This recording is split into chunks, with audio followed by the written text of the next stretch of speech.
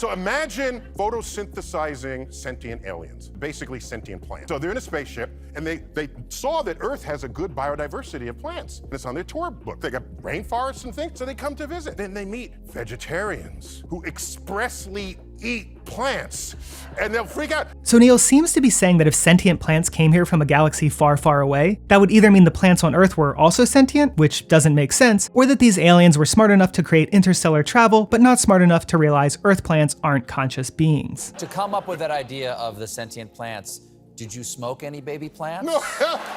And if Earth plants aren't conscious beings, this entire thought experiment shows nothing. We're doing a show about nothing! But maybe you saw an episode of Joe Rogan where he claims plants scream in pain. They scream, man. And you think a podcast host saying a thing is tantamount to scientific consensus. So checkmate vegans? Not so much, because plants being sentient might make an even stronger case for veganism. Why? Because animals eat plants and they don't convert them with 100% efficiency to human edible calories. Chickens, pigs, and cows require 4, 9, and 25 kilograms of feed to produce just 1 kilogram of edible animal flesh, meaning far more plants are injured and killed when we raise animals for food. To understand the fundamental science as to why that is, you only need to consult introductory chemistry and ecology textbooks and look up thermodynamics and trophic levels, stuff Neil should definitely be familiar with. But even if they did convert plants with 100% efficiency, eating a cow would still involve killing and damaging all those plants, plus the cow, so more sentient life would still be hurt or killed. But wait, don't animals eat a bunch of the stuff that we can't? Aren't they just efficient recyclers? So this little nugget of wisdom was popularized by Sacred Cow using data from this animal ag-friendly paper. But here's the thing, that very same paper concludes that it still takes roughly 3 kilograms of human edible feed to produce just 1 kilogram of edible animal flesh, a roughly 3-fold inefficiency. Or in other words, at least 3 times more plants have to die. Imagine if your rent was 3 times as high. Imagine if your commute was 3 times as long. Imagine if your car burned 3 times as much gas. A 3-fold increase is a lot. But let me guess, you exclusively eat 100% grass-fed cows. Well, that's even worse, since grass is even less calorically dense than animal feed, meaning way more blades of grass are injured in order to feed a grass-fed cow. Plus, of course, the cow themselves is exploited, injured, and killed. Not to mention, this is all much worse for the environment. Now, I could understand if some rando on the street made this argument, but Neil, a famous physicist,